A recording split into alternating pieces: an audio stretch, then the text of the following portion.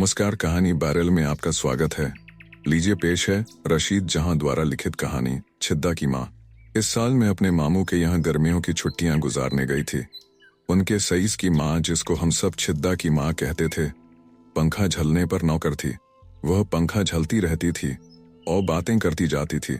एक दिन वह मुमानी जान से कहने लगी, हुजूर छिद्दा को 4 दिन की छुट्टी दे दो, वह गांव जाने के रहो है। अभी तो गया था, अब रोज रोज छुट्टी। मुमानी जान, जो आधी सो चुकी थी, बिगड़ कर बोली, क्यों जा रहा है? अब कहा बताऊं? हुजूर, मेरा छोटा देवर आयो है। वह कहता है कि छज्जू की विधवा को घर में डाल लियो। घर की मिट्टी औरत घर में रहें तो अच्छों है। अब कितनी जोर वे यह छिद्दा घर में डालेगा? या में छिद्दा का कहा दोष है, वह की तकदीर ही खराब है। अब पिछले तो ससुरी, मेरे लिए तो सबकी सब खराब है। जो बहू आती है कीड़े डालती है, किसी बहू को नहीं टिकने देती। मुमानी जान ने कहा, जा छुट्टी उट्टी कुछ नहीं मिलती। छिद्दा की माँ चुप हो गई, लेकिन जब मुमानी जान आंखें बंद करने लगी तो बोली, बेगम साहब, मैं सांची कहूँ हूँ, वह दारी जो टट्टी जाकर हाथ तलक नहीं धोए थी।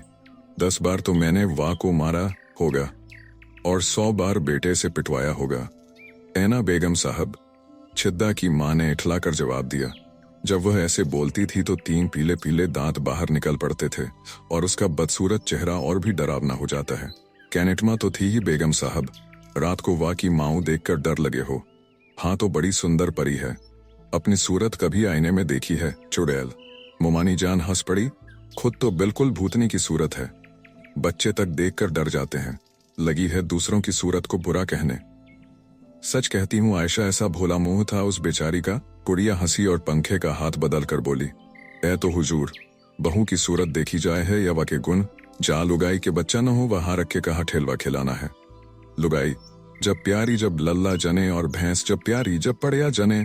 कुल 3 महीने तो वह बेचारी तेरे घर रही, और बच्चा काहे को हाथी हो जाता। चल सोने दे मुझे। छिद्दा की माँ अपनी बात पर अड़ी रही और बोली, तो हुजूर कल छिद्दा चलो जाए ना।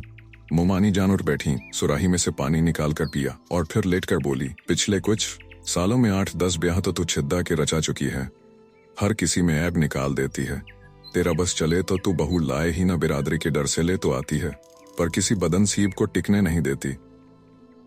सौतनों से ज्यादा जलती है। बिगड़ कर कि आखिर मामला क्या है? कान खोल कर सुन ले और छिद्दा को भी सुना दीजिए कि जो इस बार औरत को छोड़ा तो मैं खड़े खड़े घर से निकाल दूंगी। बुढ़िया ने फिर हाथ बदला और इठला कर बोली, बाह बाह बेगम साहब, कहीं बहुओं के पीछे अपनो छोरो छोड़ देवेगी?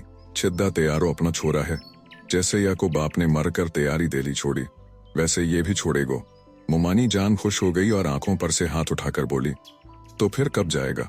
बुढ़िया ने बाजी जीत कर कहा, जब तुम्हारो हुक्म होएगो। कल तो भाई जान आ रहे हैं, गाड़ी चाहिए होगी। परसों चला जाए, छुट्टी 2 दिन से ज्यादा नहीं मिल सकती। ज्यादा दिन लगाए तो तनख्वाह पगार काट लूंगी। हर बार का यह किस्सा मुझको पसंद नहीं। न मालूम कितनी औरतें कर चुका है और तू कुटनी किसी को नहीं टिकने देती। छिद्दा तो मिट्टी की, जो यह चुड़ैल कहती है वह करता है।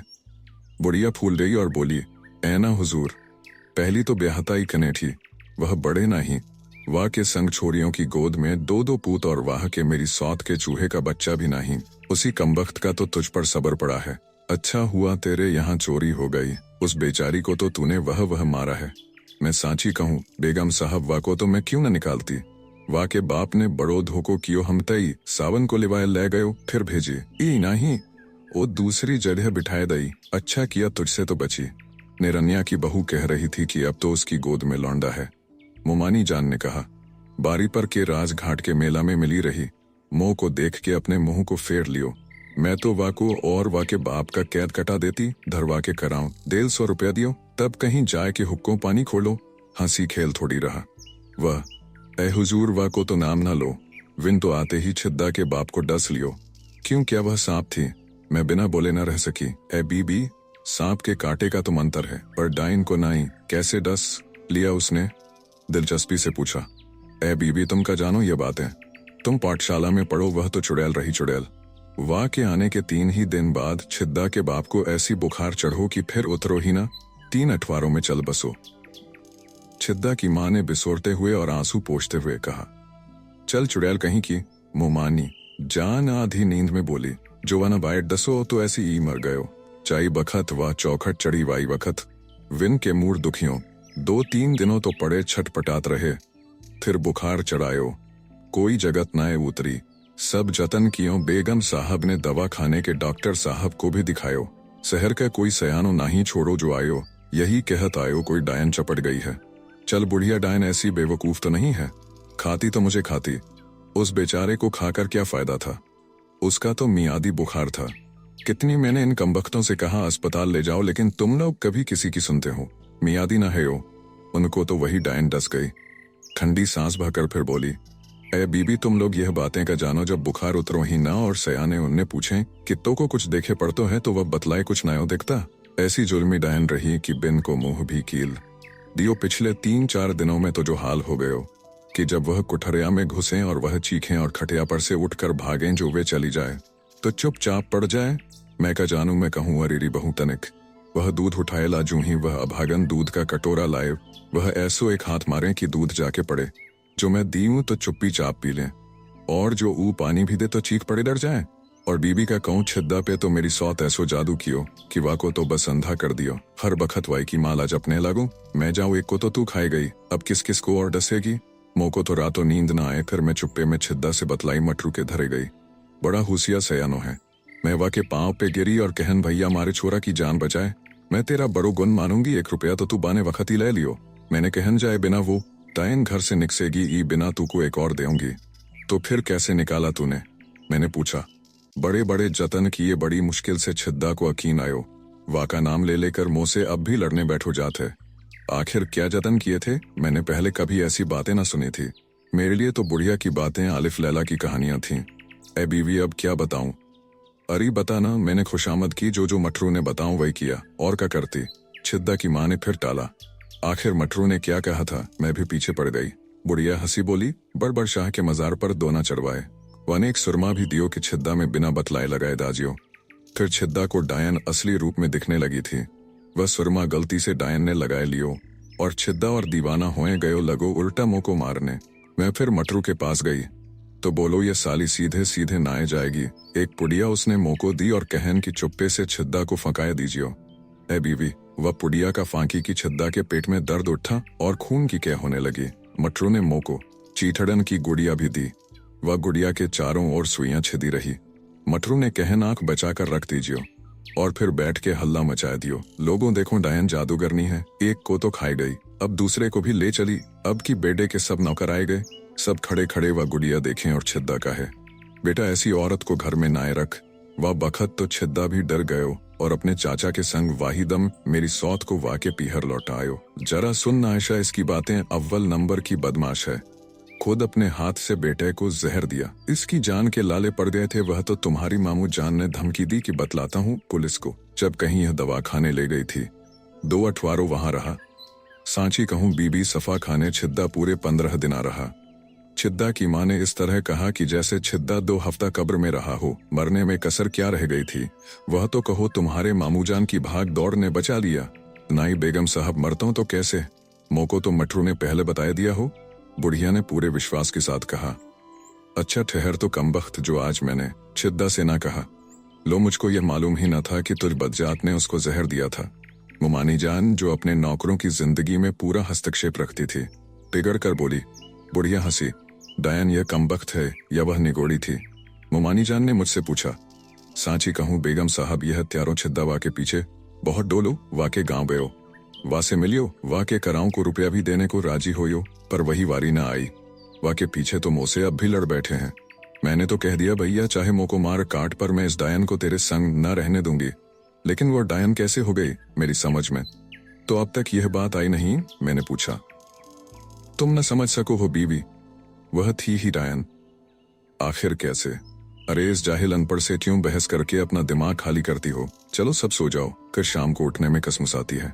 मुमानी जान ने मुझे डांटा। 4 दिन बाद छिद्दा की नई बहू आ गई। अच्छा भरा भरा जिस्म था, चेचक के दाग मुंह पर थे, पर थी बड़ी हंसमुख। जिन दिन वह आई उसी दिन छिद्दा की माँ मुमानी के पास सलाम करने को लाई। मुमानी जान ने 1 रुपया बहू को देते हुए कहा, साल में जिसकी 3 बहुएं आई, कहाँ तक मुंह दिखाई दूं। मेरा तो दिवाला पिटा जा रहा है। कम वक्त, अब इसको तो चैन से रहने दीजियो। हूँ सुने बेगम साहब की बातें, मैं निकालूं या इनके कर्म। अब छिद्दा की बहू दोपहर को बजाय अपनी सास के पंखा झला करती थी। हम दोनों एक दूसरे के लिए अजीब जोड़ थे। एक दूसरे की दुनिया के बिल्कुल अनजान। वह मुझसे कॉलेज के हालात सुनकर आश्चर्य करती थी और मैं उसकी गांव की जिंदगी सुनकर हैरान हो जाती थी। हिंदुस्तान में रहकर मैं अपने देश से कितनी अनजान थी। मुझको छिद्दा की बहू से मिलकर इसका पता चला। मैं और वह दोपहर तक खुसुर फुसुर करते और मुमानी जान को न देते थे और आधी नींद में हूँ सोने भी दो कहती तो कुछ मिनट को हम चुप हो जाते और फिर बातें शुरू कर देते। मुझे उसकी बातों में बहुत मजा आता था। एक दिन वह आई, उसकी आंखें लाल और मुंह सूजा हुआ था, चूड़ियां टूटी हुई और बाह में कई जगह खून जमा सा था। मेरे पूछने पर वह फूट फूट कर रोने लगी और बताया कि छिद्दा ने उसे मारा है। कुड़िया ने कई दिनों से हर समय चीखना शुरू कर दिया था और हर समय उसकी बुराई अपने लड़के से करने लगी थी। कभी पकी पकाई दाल में नमक झोंक देती, कभी रोटियों पर झूठे हाथ मल देती, कभी कुछ काम बिगाड़ देती, कभी कुछ। जब लड़के ने कुछ न कहा तो आज उसने एक नया स्वांग रचा। जैसे ही छिद्दा घर में घुसा तो बुढ़िया ने बहू को पीटना शुरू किया और कहने लगी कि यह छिनाल। ईदू से हंस रही थी। इस बात पर छिद्दा ने भी नई नई बहू को खूब पीटा। छिद्दा की बहू बहुत देर तक रोती है, उसके बाद 2-4 दिन तक चुपचाप रही, लेकिन एक खुशी जो विधवा के शोक को समाप्त कर नए विवाह ने फिर से जिंदा कर दी थी, जिसकी वजह से हर समय मुस्कुराहट और हंसी उसके चेहरे पर रहती थी, इस घटना के बाद एकदम से गायब हो गई। सास के देखते ही सहम जाती और मुंह फक हो जाता है।